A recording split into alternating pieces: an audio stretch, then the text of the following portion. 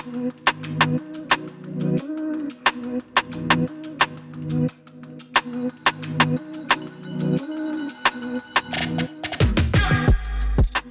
welcome everyone. Thank you so much for coming to another Empathy Week event. I'm so pleased to have Rachel Musson and Jim Knight with me today. I'm going to try and stay out of the conversation as much as possible, but I am going to be here as well. And we're going to be talking about sustainability. We're going to be talking about schools and how sustainability practice can be improved, what's happening at the moment, what does the future look like?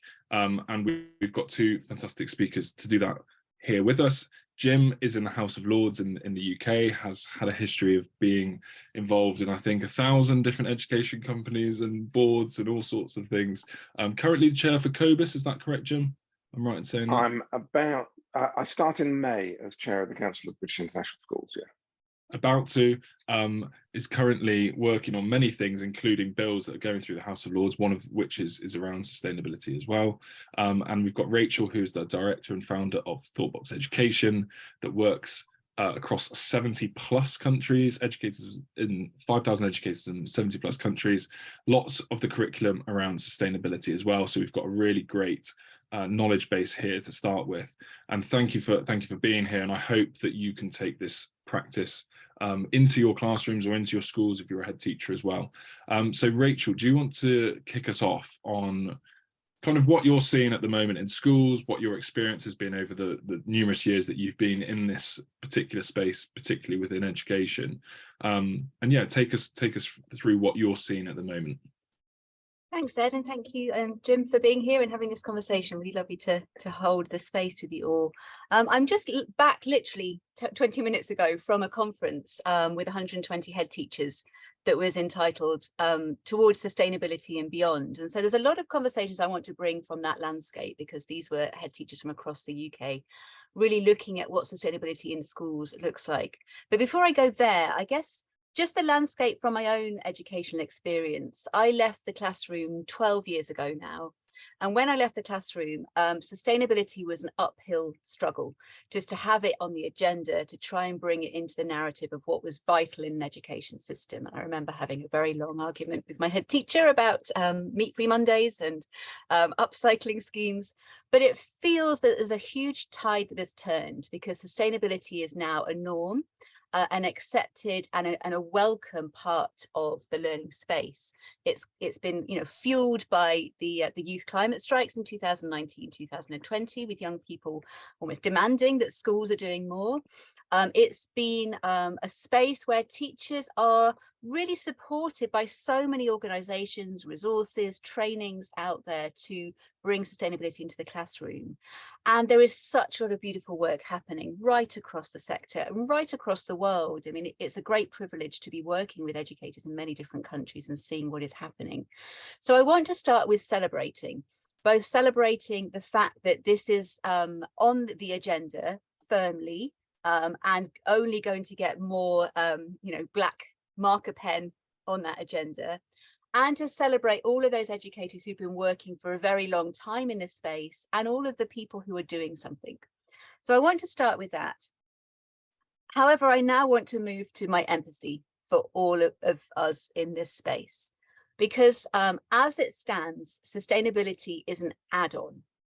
And all of us in education know that we're getting more and more things coming our way that are add-ons.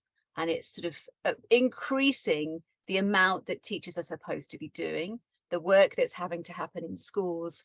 And with all of the add-ons, there isn't extra space or room. And Ed, I wonder whether you could just share, I've just sort of put a picture together yesterday for the head teachers. It's called the story of sustainability in schools. And it might just help to visualize really what's going on in our schools at the moment. And it's a bit of a crass image of really what's happening. But if you like, we've got a problem on the left. There's lots of mess coming our way. And the symptoms are what is showing up in schools. And so we know that we're having as teachers to protect young people from the symptoms of the climate crisis. We're having to protect them from the symptoms of the mental health pandemic that is kind of coming in its wake, from the overwhelm that they're feeling. We're having to protect them from understanding why all of this is happening as well, because there's lots of big existential things happening in our societies. And so teachers are having to protect children from a lot of the things that are happening in the world, but they're also having to help within the education system to kind of metaphorically clean up the mess. We need to put things into practice to deal with what's going on. We need to have decarbonizing our kind of fuel systems. We need recycling schemes. We need to be thinking about our waste at school, out where our food comes from. So we need to be mitigating the circumstances and cleaning up the mess. We also need a lot of first aid. Eco-anxiety is increasing in young people across the world. And so teachers are really needing to respond to the emotional needs of children. And we need to be developing resilience. And I use that word with inverted commas because it's one of those buzzwords that's coming in a lot in education. Strengthening up both ourselves as educators and young people to deal with the shockwaves that are coming and to be able to move forward into the future. Now, I paint that in a bit of a crass kind of way because I think there's something to really empathize with in education. Teachers are having to hold space for all those roles. And we have a mental health lead, we have a sustainability lead, we might have a equality, justice, diversity lead, we might have an empowerment kind of officer. We're having to mitigate these symptoms. But really, the invitation I think that Jim and I are going to explore a little bit with you today is the invitation to step back a little bit and think about what happens if we focus on that first character on the left-hand side and start thinking of sustainability not as sustaining this. Do we really want to keep this going? What happens instead if we think about changing our mindset towards healthier behaviors and actually put our energy on not making as much of the mess in the first place and allowing our education spaces to be supporting young people to be in a world that isn't having to deal with cleaning up, but is actually a world that's supporting a regenerative space, a space for thriving. And so I don't know whether that makes much sense in terms of kind of the general landscape, but I suppose I come into this conversation as an inconvenient woman because it would be very easy if sustainability was just a case of pop something into the timetable on a Friday and tick that box. Unfortunately, it's not. It's much bigger than that. And so my empathy comes for teachers having to really hold space for all those roles, for young people having to navigate all of that. But my energy comes from what can happen if we actually turn our attention to that first problem child, if you like, the problem of all of this, and really strengthen behaviours to be much more conscious, more caring about ourselves, about each other, and about the rest of the natural world. And so I kind of bring those two kind of avenues in, and I would just sort of hand over to Jim really to sort of pass the baton and sort of carry on that conversation if that feels welcome, Jim. Thanks, Rachel. I love that. I love your illustration, your art as well. But that idea that we're being asked essentially to clear up the mess and to think about that and to act on that. And that sense of needing to shift over to not making the mess in the first place and what the behaviors, what that could look like is bang on. And I'm a former schools minister a very long time ago, back in 2006, 2009. I managed 3 years, which looks like a fraction of the time that the current schools minister has been in post, but felt like a long time at the time. And I know I didn't do very much about it and about getting this agenda properly into schools. We did have Sustainable Schools program and we did bits and bobs, but it was all tinkering at the edges.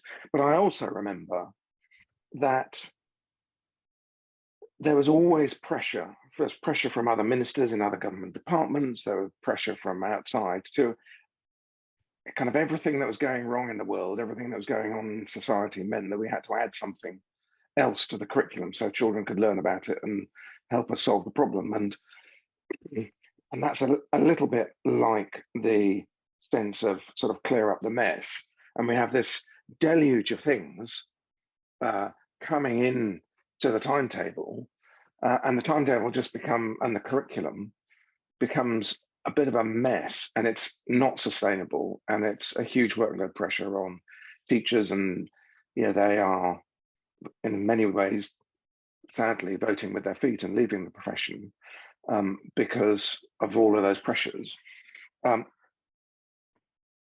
And so, yes, in the end, we've got to think about how we move on from that and shift the timetable, shift the paradigm. And that sort of plays into a whole thing that I can bang on about and be very boring about probably, to do with the need for a significant change in the way we do education as a whole. But I do think that there's something in that. But, narrowly, last year, I tried to get a bill through Parliament, as you know, Rachel, as a private member's bill to change the national curriculum by, in that case, yes, adding an additional aim into the national curriculum to instill an ability and an ethos to care for oneself, to care for others, and to care for the natural environment for present and future generations. So very much was putting empathy at its heart, empathy towards oneself, towards others. So you can look after yourself, you can build your own resilience, you can deal with change, but help others to do the same, and fundamentally also help the planet and help to restore the planet and be more sustainable with the planet for our future. And we didn't manage to get it through. We had a lot of support. We got it through the Lords, but we ran out of time to get it through in the Commons. But part of wanting to then implement that aim was a sense that, well, I was kind of going, I can't fall into the trap of just saying we've got to add this in and mandate it into the curriculum without saying what we take out, or at least what the sort of place in the timetable that it might be would be. And where we got to was I was inspired by what happened in Italy, where they decided to revive the neglected subject of citizenship and change it to sustainable citizenship. So every child in Italy now of any school age has to do an hour a week of sustainable citizenship study. I was also quite inspired by something that they did in Portugal, not attached to sustainability in that case, but where the education minister decided to, within school funding, allocate £1. It wasn't a pound, clearly, it was €1 per pupil to schools, on condition that the pupils themselves had to be the ones who made the decision about how to spend it. And I love that idea of empowering pupils by allocating some money to them and just telling adults to rack off and let the kids decide. And I've got a hankering in that regard after whether or not we do something around a sustainability fund that is about empowering children. And in the end, my bill didn't get through. We weren't able to do that. I had another go at getting that funding idea through in the schools bill, but that collapsed as well.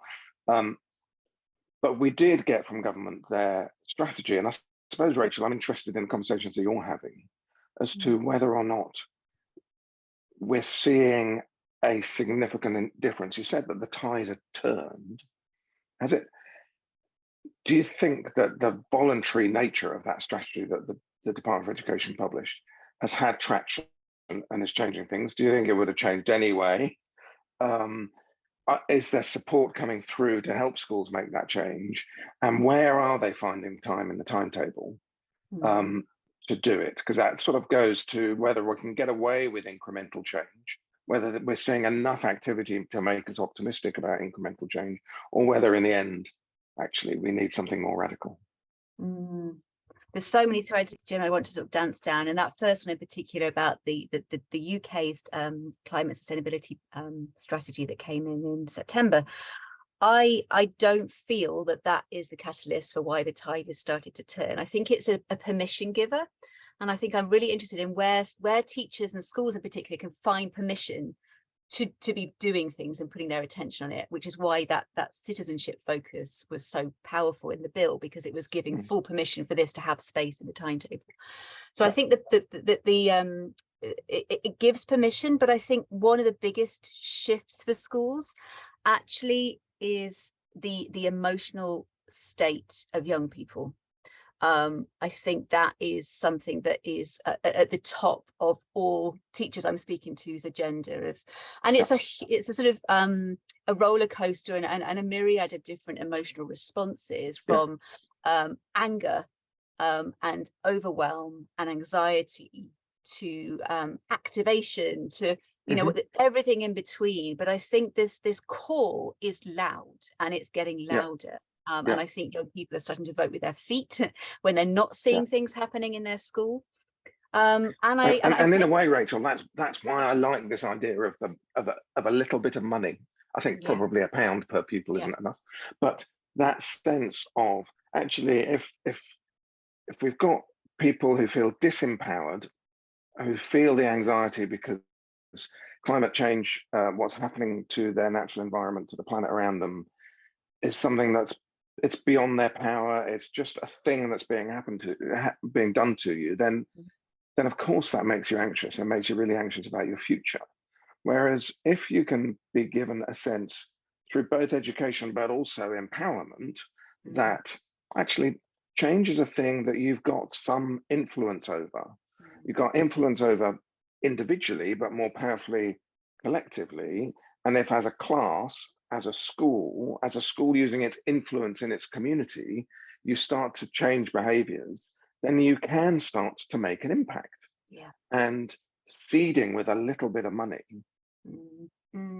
felt like an interesting idea to try and help deal a little bit with that eco-anxiety and that general trigger that is getting people more interested, you talk about. Because it is the activation space, isn't it? It feels that little bit of money is a bit of power to shift something. And I'm really interested in the work of the Climate Psychology Alliance. We connect quite a lot with their work, in particular Caroline Hickman. And Caroline has this very beautiful reframe of eco-anxiety, and she talks about it as a very healthy response, because actually we're feeling these big feelings because we care. And she actually says that, we need to reframe eco-anxiety as eco-empathy. And that big, deep felt sort of experience of anxiety is actually empathy. We care deeply for the health and well-being of the natural world around us. And empathy, as we well know here, is an outpouring emotion that can become very active. It's something we can do something with. And so if we give young people that opportunity to dare to care, kind of like that phrase at the moment, and actually recognize that they can turn that huge emotion into action, into empowerment, within their local community straight away. So I think that's a very vital part. There's another bit, there's a quote from Fred Rogers, who you probably know this. He said that when he was a little boy and he saw scary things in the news, his mother would say to him, "Look for the helpers. There are always people who are helping." And I think one of the reframes we really try and support schools with is to say, okay, who are you connecting your children to in terms of the helpers? How are you helping them to see not the symptoms of a world in crisis, but all the millions of people out there doing something about it? Because when you start to tell those stories, that empowerment suddenly becomes real, because there's a recognition that I am not alone, that there's something I can do right here, right now in my local community, and that there's already people out there doing it that I can join with. So I think that mindset shift as well of how we approach this is really a big part of the puzzle. Yeah, I think that's right. And I probably because I'm a sort of top-down government policy type person, think about getting a mindset shift by radically changing the curriculum, and in doing so changing assessment, changing pedagogy, and part of that is to rebalance the curriculum so that it's more active, it's less knowledge-based, but knowledge is really important, but there's a balance in applying knowledge and creating more activity and kids, pupils, young people doing more. In this context, I'm a big fan of Let's Go Zero, the Ashton campaign around, schools signing up to be carbon neutral, I think is technically where they're at, by 2030. And they're doing really well, getting lots of schools signing up. But when I was thinking about their campaign, about that sense of, well, yeah, if every school needs to have an action plan in order to achieve that, and that's an action plan where the children and young people at the school themselves have been the architects of the plan, and they've done the research, and they, as you say, have been connected then with the other helpers in their community, and they are using their power to influence the people, not just in the school community, but beyond, around the food that's being consumed, the transport that's coming and going, the energy, the waste, etc., etc. There's such powerful learning, and if you've got space in the curriculum for that, you can do extraordinary things in helping people feel like, yeah, actually, if I can make a difference on climate, I'm going to make a difference on some other things that I also care about, and and then I can believe in myself as an agent for change, as an agent that makes change work for me, rather than just being at the wrong end of the food chain. And sorry, Em. Sorry, Rachel. I was going to just interject slightly, just because I've had a question that I think relates a little bit to what's been spoken about, and it's clear from me watching, kind of as an observer as well, that students want to do something that technically maybe just isn't the space or at the moment in curriculum time or in school time, and teachers are suffering from that. And we've had a question, someone anonymously has asked, how do you think students and leaders' perspectives differ on the role that sustainability ought to have in schools right now? And it was what you were saying, Jim, about you being kind of looking at it from a top-down perspective, and then I thought it's interesting to ask that question now. So how do you think students and leaders' perspectives differ on the role sustainability ought to have in schools right now? Do you want me to start, or do you want to start? You start. I've got thoughts musing in my head, but I need a few more minutes. Well, look, I think school leaders, by and large, school leaders and indeed governing bodies and MAT boards or whatever, I chair a large MAT. They'd like to do the right thing on this, but it never quite gets to the top of the priority list, the urgent list, because there's a teacher strike, and there's how are you going to fund the teachers' pay deal, and what are you going to do about energy prices, and you've got those budgetary things, and then you've got bleeding Ofsted coming and knocking on the door in a minute, and are you going to get through that? Because if you don't, that's the end of your career. And you've got all of these other pressures, and you end up focusing on what you've got to do rather than what it would be nice to do, what you think you'd like to see yourself doing. There's been a little bit of a positive, I think, in respect of the Ofsted framework that came in 2019 that includes personal development, and that gives a little bit more priority to PSHE, and in turn gives a bit more priority to community activism and community involvement. And some of that could be positive, but Rachel, I don't hear from you that this is the thing that's triggering a change in behaviour on this agenda. Students, however, and when you ask student organisations who are active in this space, such as Teach the Future, who are serving children or young people regularly about this issue, this is a massive issue for them. There is a huge impatience, as there is amongst teachers as well. They want to be teaching more about this. They want time to be able to do this properly. And children and young people want to learn about this and want to learn what they can do about it and how they can help. And it's a great frustration. This is an urgent requirement, I think, for most young people. But it's not the same at a leadership level, just because of the difficulties and the pressures at that level, which is why in the end I think it needs a top-down mandation. But there you go. There's another picture I shared with you earlier. Can you just share that? Because I think this sort of answers where this conflict comes in. And it's a really important question, because it's how can those two meet? That the energy, the urgency that young people are feeling for this sort of work, and the recognition that leaders have, yes, we need to address this. We need to listen to what young people are wanting, and we need to understand that we need it too.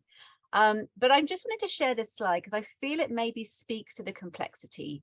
So I put this together yesterday to talk about the role of sustainability, starting with the leader. And this is a conference for head teachers.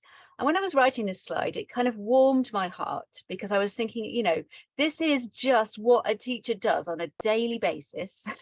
And the sort of different roles a teacher has to play, all the things coming their way.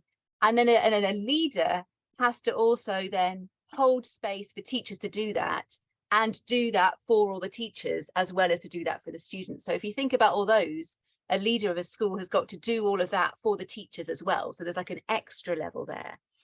So when I was putting this slide together, I felt great compassion for all of us in this profession. And I still call myself a teacher, even though I've left the classroom now. Then I also felt heartbroken, because how is it that this is what education has become? That this is how our teachers, our educators are having to support young people. And so I think that complexity that Jim just talked about is absolutely, if we could, sustainability would be happening every moment, every day. But on top of that, you have got all of this. And so what gives? And this is why the inconvenient question that both Jim and I have brought into this discussion, the bigger question we've got to start asking is about the sustainability of education. And actually, what sort of education do we need for the world that we live in? And that really is coming back to the first figure in that cartoon, the kind of problem. There's reports across the world. There was one come up last year from the Times Education Commission, looking at the need for a transformation in the English education system. The UN has a really powerful report. The OECD has a powerful report, all saying that actually we need to transform education so sustainability is at the heart of everything that we do. And Jim's bill in particular, and it sings so well with the triple well-being approach we have at Thoughtbox, is that we need to have a culture of care, of caring for ourselves, of caring for each other, and of caring for the natural world. And that foundation, as a foundation of what learning is all about, is both empowerment and activation. So Rachel, if I were able to give you a magic wand, obviously I would, but let's suppose I did, and you could take that idea, you know, that education is really the only public service that is about the future. And so it should reflect the future that we want and need, and the future that we want and need is a sustainable one. So that means we would need to design our school system, our education system, so that it's sustainable by design, so that it is properly nurturing the mindset of sustainability in everybody that goes through education and is involved in education. What's that change start to look like? Is it possible to imagine what that could be, and how it might be different to what we've got now? It is. Do you know what? As if by magic, I've just been writing a little book about this. I'll share it in the chat. Both to imagine what it can look like and to see what it is looking like. And the reason I'm excited is that schools are already doing something, and we're starting to see what it can look like. And there's some beautiful examples of both practices in classrooms to show what it looks like, whole school systems to show what it looks like, and whole education systems to show what it looks like. But it really comes down to thinking about education, not about the what, but about the how. How are we educating? What sort of skills, practices, competencies do we need to be supporting young people with for a future that's unknown? We don't know the jobs that a 7, 8, 9-year-old are going to be taking when they leave school, because they don't exist. So just as you were talking about earlier, this notion of the skills that young people could have by spending that euro, those are the sorts of learning qualities that really we need to be welcoming into our education system. And yes, absolutely they happen now, because that's what teachers do. They practice those skills, but they're up against a content heavy curriculum that is still focusing on a lot of rote learning. And you know, I listened to a report yesterday that said that the UK is the leading education system for rote learning. Yeah, It doesn't really feel like something to want to be leading in. no, that's OECD analysis, and yeah, for us as Brits, from England, that's pretty depressing. But coming back to the positive, otherwise we just go down a rabbit hole of misery. I think, you know, the change begins with this. I'm putting something in the chat. The change begins firstly with the recognition that the system can change in an instant, simply by changing how we show up. You know, as classroom teachers, as students as well, we can feel very disempowered when we look at the state of the world around us and all the things that have got to change. But one of the pleasures I have in my job is teaching systems thinking. And actually systems thinking is that recognition that if you change your behavior or your mindset, you're actually changing things around you, and you're actually sort of moving the cogs in different directions.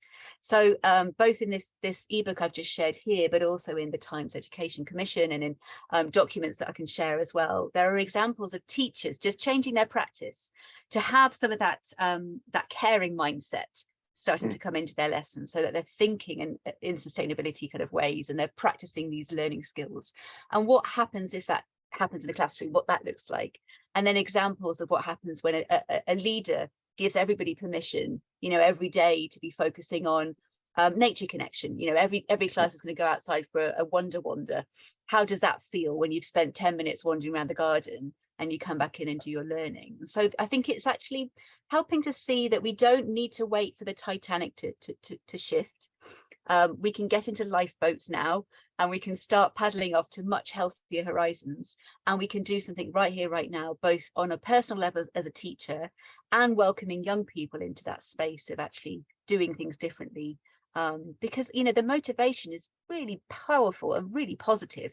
We want to do something better because we want a better world. You know, and it's great to see in the Q&A Ellen talking about her practice as a geography teacher and being able to do quite a lot of that, and sort of using some of her professional autonomy to be able to make some choices and to be able to do some of that. It's great to hear. And I think, you know, certainly for me, this is what energizes me. It's the stories of people like you guys. We've got Paula as well, and Ellie, and just sharing what you're doing, because it's also giving permission for other teachers to try things. And I'm really interested again in this permission, you know, space. We've got, if you like, permission from governance in some countries. I know we've got a kind of global audience here. We've got permission from some governance to be putting sustainability into education, but we can give ourselves permission to do things as well. We don't need to wait for, you know, permission for the whole curriculum to shift. And, you know, there's lots of people that we connect with who are thinking about how to bring sustainability into geography, into French, into maths, into the curriculum as it stands.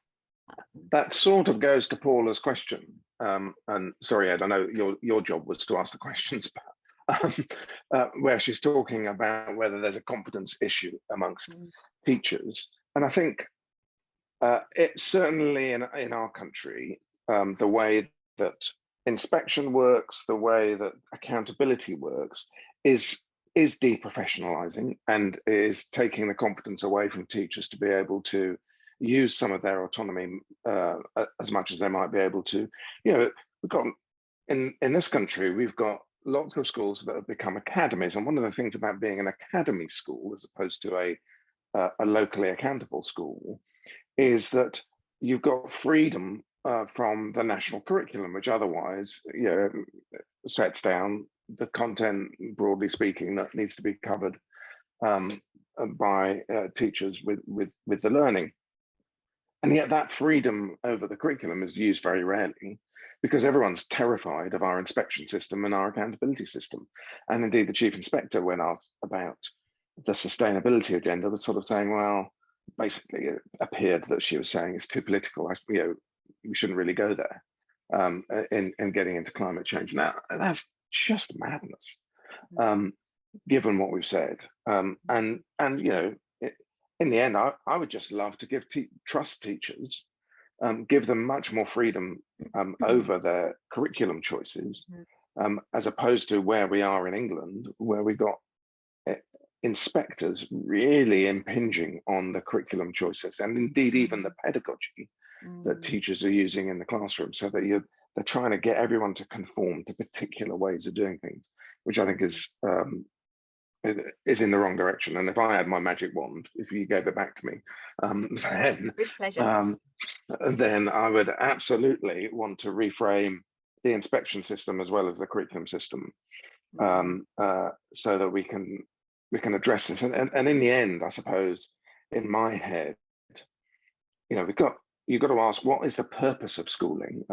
And the purpose of our schooling system here, and it'll be the same in lots of jurisdictions around the world, is it's a school system that was framed a long time ago. In our case, broadly speaking, in the immediate period after the Second World War. And it's a system kind of framed around a purpose of, well, let's try and get a bunch of people into university and get them through academic qualifications and sort of filter them for university purposes, and then everyone else will get a job in a factory or something. Now, obviously, that world has moved on. And what would happen if you had a system that you designed with the purpose of caring for oneself, caring for others, and caring for the natural environment? So yeah, that's what we're designing the school system for. So we're going to make some choices around what the content of the curriculum is, how we're going to teach that, how we're going to assess it, how we're then going to inspect it, etc. All of then the sort of infrastructure around schools then has to shift towards a very different purpose. And that gets me excited. I could get up out of bed with that magic wand. Absolutely. I mean, that is, for me, that is the future of education that I'm working towards, because I think if you have that foundational culture and mindset, it is just, I don't want to be too optimistic, but it's win-win. It's like it's a regenerative space. And just to kind of come back again to your question, Paula, because I think it's this confidence issue with teachers is twofold. It's the confidence of how and when to be doing this, but I think a lot of it also comes down to the confidence of knowing what to say. I think as educators, we are subject specialists and we feel confident talking about, algebra or how to, subjugate your verbs. But when it comes to the existential crisis of humankind, we might not have the answers. And I think for many teachers, understandably, there is this fear of knowing what to say, because we don't know the answer. We don't know how to solve things quickly. And we don't know what's going to come out. It sometimes feels like a can of worms will open if we start to have these conversations. And I think it's a really important place. And it's a place that we go a lot with Thoughtbox. We offer trainings for teachers in this, because really the invitation is three things. And we work very closely with Teach the Future as well in this same narrative. The invitation is to be brave and to actually welcome the conversations, because we do not need to know the answers, but we do need to welcome the questions, and we need to welcome spaces for children to share their thoughts and feelings. The second thing is to be safe and create safe spaces. Now, a teacher, you are the most supportive person in your community for your class. They know you, they trust you. You are the one that actually can create that safe space. Having an outsider come in doesn't feel safe for children because they don't know who that person is. So having you to be in that room talking about these things is really important. But thirdly is this idea of connection, so that young people recognize firstly their autonomy and their empowerment. They can do something to change the systems around them. But secondly, that they're not alone, that there are thousands and millions of people around the world doing something already. So connecting them again to those stories. I'm just sharing a link in the chat, Paula, if it's supportive, and drop me a line if you want me to talk more about how we can help in that space. But I think there is something about the fear of teachers as to not knowing what to say, that actually that's we've got to really support that, because it's, again, coming back to the Climate Psychology Alliance, a lot of the work that they're really helping to sort of show is that we sometimes feel as adults, as caregivers, that we're protecting children by not talking about this, because we don't want them to worry, especially with younger children. And actually it's doing the opposite, because if children aren't being given a safe space to be talking about all the big scary stuff out there, where are they going? Where are they getting that? Because they know about it. And so both activating that sense of empowerment, but also supporting the sort of thoughts and feelings that come without needing to be a therapist, just simply welcoming that space. Now, we probably haven't got that much longer, have we, Ed? Left, no, we've got a couple of minutes. I've realised, Rachel, you've also got a couple of questions, haven't we? Yeah, and Rachel, you've sent the chat to Jim and I, but not to everyone. So if you I will do that again. Yeah, Paula's just said she can't see. And we'll end on we've got a couple of minutes, and I think it's been really interesting conversation around sustainability and a really practical approach to it as well. And it's been lovely to see the comments come from teachers in the chat. But some quick fire sort of questions to end us in the last few minutes. So we've got a question that says, do students not want to lead because of the leaders that they see? So I think that's probably a UK-based person, maybe. And who do both of you think are positive role models of leadership for young people? Well, the one that comes to mind that I'm interested in at the moment, and this is slightly parochial, but we've really struggled with leadership in this country, is weirdly the manager of the men's England football team, Gareth Southgate. What's interested me about him is the way he has led his team in making a stand after the murder of George Floyd and around Black Lives Matter and around taking the knee and taking on those people who said it was too political, shouldn't do it, shouldn't take sides, all of that, and then deciding then as a squad and as a team that they believed in a culture of empathy, of looking after each other, looking out for each other, that was really important to them as a team actually, and as part of their success on the pitch, but that they were, as part of that, they had to send out that signal. And I think it was really brave. He's done it beautifully. I can argue with some of the footballing decisions at times, but I think that is one of the more inspirational examples of leadership in this country at the moment. Great. And Rachel, what about you? I mean, I use her a lot, and I know she's just stepped down, but actually I use that as a good example as well. I use Jacinda Ardern from New Zealand. I know she's not in the UK, but, as an example of compassionate leadership, just like Gareth Southgate, somebody who is prepared to be human and humane and have that bravery to actually be very bold in what they do, but that compassion at the heart of it. And I think having seen her lead and witnessed the way that she is able to just almost shift the dynamic of what leadership can be, we need, and I feel you, I forget who asked that question, but I feel you about this absence perhaps in our kind of narrative of leadership. But I also kind of, I welcome us to shift away from seeing leaders as being hierarchical. I put my granddad, I mean, he's long gone, but he's one of the most inspiring leaders I could sort of think about. And, one of my next door neighbours, she's 7, she is an empowering leader. So yes, I think certainly in schools, we like to point towards known figures, but who is a known figure in your local community that you can point young people towards? So there is an absence. There's a definite absence in our governance right now of somebody we can point towards, but there's not an absence of leadership in our communities. We just need to sort of shift the lens a little bit. Yeah. Great. What powerful 2 examples. And in the last minute, I love this question. What advice would you give to a new teacher starting this coming year? What would your advice be? If you can, I'm sure it'd be a long list, but what would your top piece of advice be for a new teacher? Well, for me, I feel a bit of a fraud even answering it because I've not been a classroom teacher.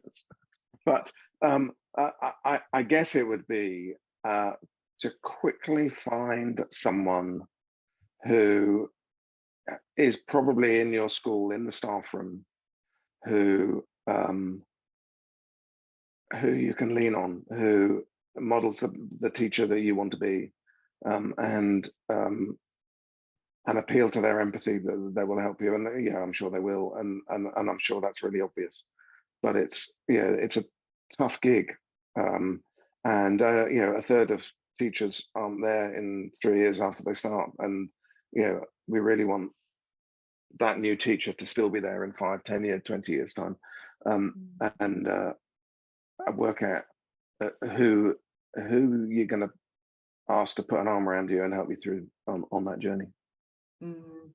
I'm going to just echo that and just say the same thing with a metaphor. I'm an English teacher. I want to use the metaphor of a tree. We sometimes see trees as individuals, in a wood, in a forest, but they're not. They're connected underground, and that mycelial network that connects the tree to the tree means that when a storm hits, the trees aren't alone. They're actually connected and strengthened by those communities. So exactly as Jim said, find your tribe. If they're not in school, because sometimes maybe you haven't got that person in school, find them outside of school, because there are educators all around the world doing this work. But you'll find someone in your school, but you're not alone. This work needs us to be connected to each other, and we need to be strengthened by each other. So be more tree and actually find your interconnections. And I'm not sure if thank you, Jim, for sharing those links. I can't seem to share them beyond you two. So whether we're just going round in circles, and Paula, whether you can see them now, let us know if you can't. They're there, and when we set up the recording as well, there'll be links. I'll make sure that I can put some links to things that we've discussed. That's time. Thank you so much, Jim, Rachel, for being here, for giving your expertise, your time, your insights. It's definitely a topic that's going to be discussed more in future, will continually be discussed.